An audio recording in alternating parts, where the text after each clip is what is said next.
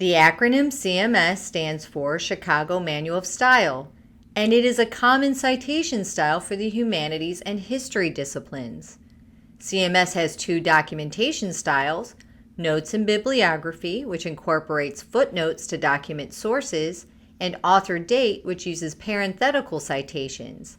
In this tutorial, we will discuss the Notes and Bibliography style. This tutorial will discuss basic notes and bibliography formatting, how to create and incorporate footnote citations along with their corresponding bibliography citations, and how to format and cite long quotations. In addition, it will also introduce and define common sources and methods for citing them. Let's begin with basic formatting. A Chicago Notes and Bibliography formatted paper will be typed using Times New Roman, and the font size will be size 12. Most of the paper should be double-spaced with 1-inch margins on all sides, and the page numbers should begin on the first page of the body of the paper. Chicago also has a few other formatting elements, including a title page, a body, and a bibliography. Let's look at these elements more closely, starting with the title page. This is an example of a title page in Chicago. It should include the title and subtitle of the paper, which summarizes the main idea. The title should be double-spaced, centered, and located a third of the way down the page. The page should also include your name, class information, and the date. This should be single-spaced and located several lines below the title. The title page will not include a page number, unlike the rest of the paper. Now, let's look at how the body of a CMS Notes and Bibliography paper is formatted. Here's an example of the body of a paper. In the header of the body's first page, begin the page numbers, and they will continue throughout the paper. The first page will also include the title of the paper centered at the top of the page. The body should be written in Times New Roman 12-point font, and the margin should be set to 1 inch on all sides. Finally, the body paragraph should be double-spaced, including between each paragraph. However, there will be content in a CMS paper that will be single-spaced, and we will discuss these instances later in the tutorial. Now, let's discuss how to format footnotes. Footnotes are used to cite references and to allow for further discussion of the source that is not included in the body of the paper.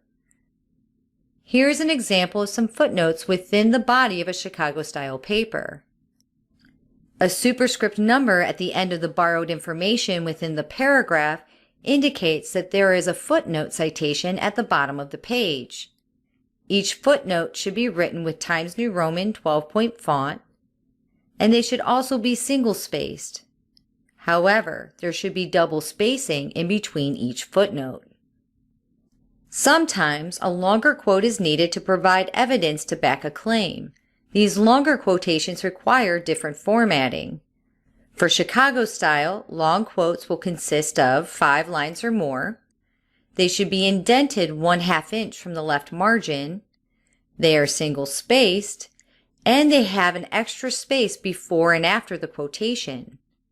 Also, do not add quotation marks. The unique formatting will signal to the reader that it is a quote. Finally, it also includes a superscript at the end of the quote, which you will be able to see in the following example. Here is a long quote within the body of a paper. Each long quotation should be indented 1/2 inch from the left margin. The entire quote should be single-spaced. An extra space will be included before and after the quotation for a clear distinction between the quote and the paragraph. Note that there are no quotation marks used, and it is also important to remember the quotation should end with a superscript indicating which footnote provides the citation information. The bibliography page is an in-depth collection of citations used to give credit to the sources in the paper. This section will address citation and bibliography page formatting. Here's an example of a bibliography page in Chicago Notes and Bibliography style. The page should be labeled Bibliography, and it will be centered and located at the top of the page. There should also be 3 single spaces between the title Bibliography and the first entry. The citation should be organized alphabetically, and each entry should be single-spaced. However, there should be 1 double space between each individual entry. Lastly, each citation should also have a hanging indent. Before typing the references on the page, you will want to create a hanging indent. To do this, click on Paragraph, then under Special, choose Hanging. Under By, make sure it says 0.5 and click OK. You can create hanging indents in Google Docs as well. Please check out our handout on how to format academic papers in Google Docs. Due to the similarities and interchangeable information, many students confuse the footnote citations and the bibliography citations. This section will discuss them at the same time to eliminate that confusion.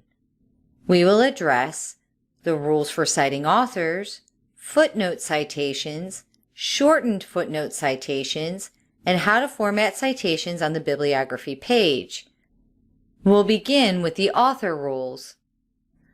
Let's look at an example of how to cite one author in the footnotes and the bibliography of the paper. In the footnote, the author's name will be written first name, last name, followed by a comma.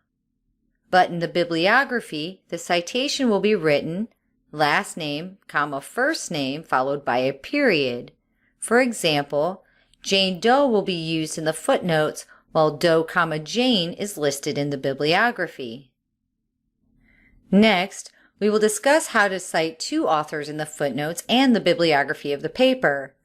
In the footnote, the citation will again include the author's names beginning with their first name, then their last name. Their names are also separated by the word and. Furthermore, they will be followed by a comma. In the bibliography citation, both authors' names will be listed with their last name, a comma, and then their first name. The authors' names are also separated by and, as well as followed by a period. For example, Jane Doe and Hannah Parker are listed in the footnotes, but Doe, comma, Jane and Parker, comma, Hannah will be in the bibliography. When citing a source with 3 authors, the footnote should list the authors by their first and then last name, separating each with a comma.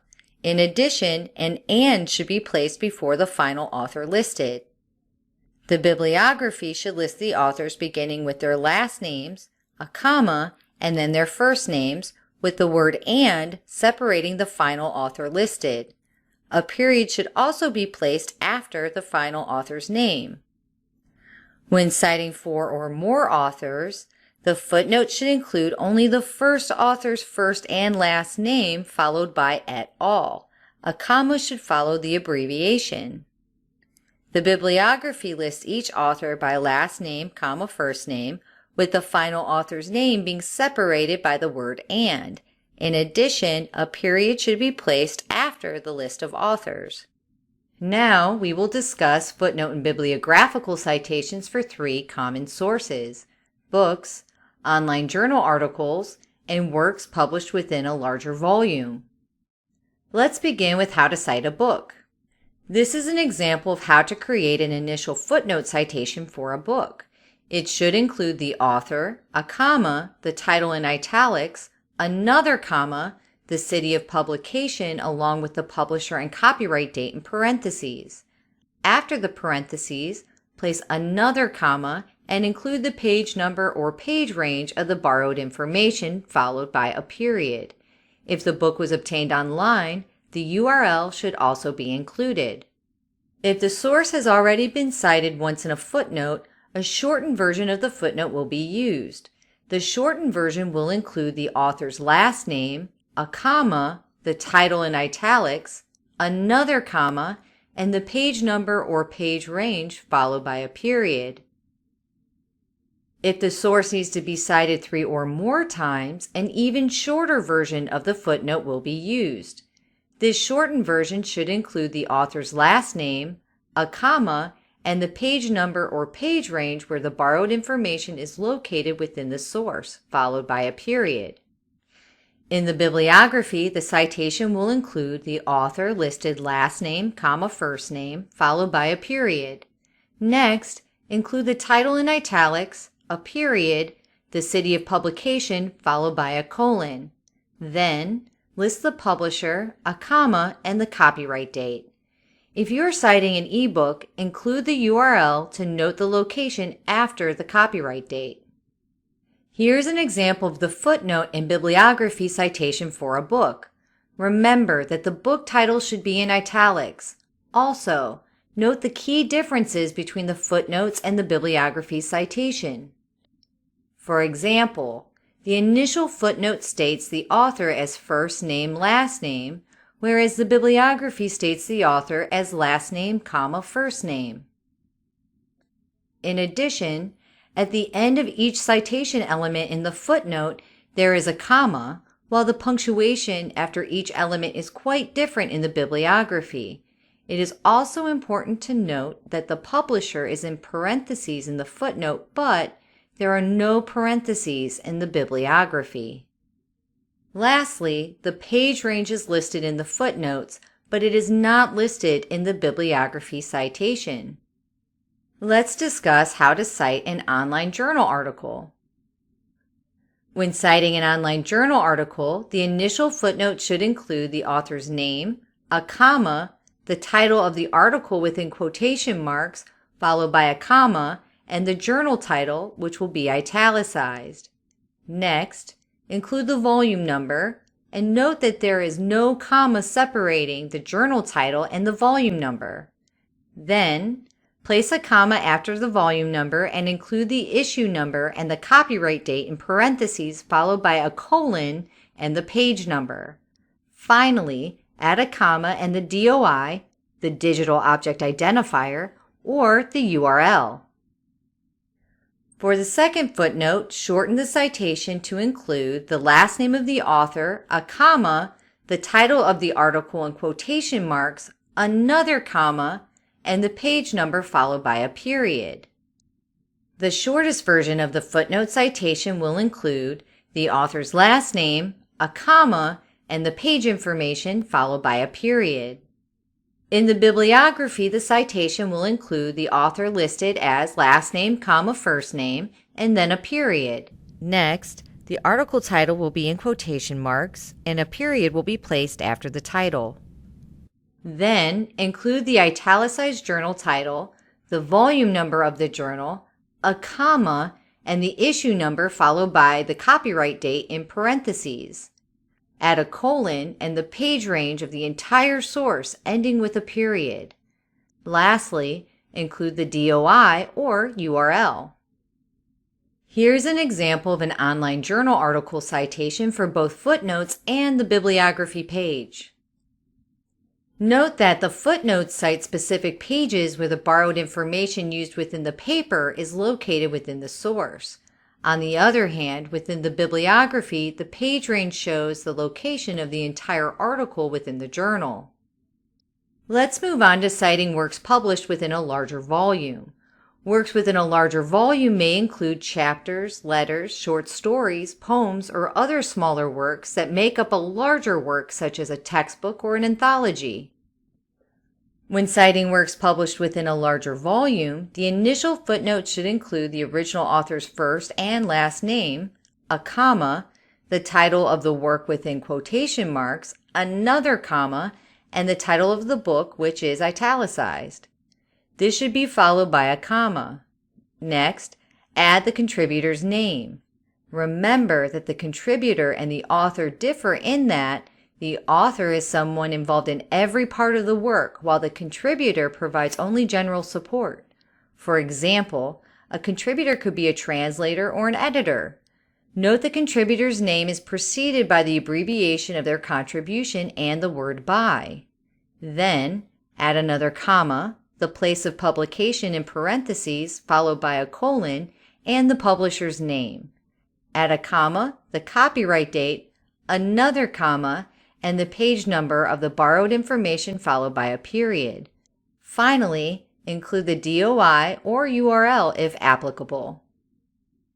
The second footnote should include the original author's last name, a comma, the title of the work in quotation marks, another comma, and the page number followed by a period. The shortest version should include the original author's last name, a comma, and the page number ending the footnote with a period. The bibliography should include the original author's last name, a comma, and their first name, followed by a period. Then, the title of the work will be in quotation marks with a period placed after the title. Next, add the word "in" followed by the title of the book where the source is located, which is also followed by a period. Then, include the contributor's name after their contribution to the work, add another comma, the page range, which is where the specific source is located within the larger text, followed by a period. Include the place of publication, followed by a colon. Then, note the publisher, include a comma, the copyright date, followed by a period. Lastly, include the DOI or URL if applicable. Here is an example of how to cite works published within a larger volume. Note the differences between the citations. For instance, the publisher is in parentheses in the footnotes, whereas the bibliography does not place the publisher's name within parentheses. It is also important to note the inclusion of the page number in the footnotes and the page range in the bibliography. Lastly, note that because this source in our example was translated, the footnote includes the abbreviation trans followed by the contributor's name, but the bibliography includes the word translated followed by the contributor's name. If you have more questions, please feel free to visit Germanna's Academic Center for Excellence Writing Center.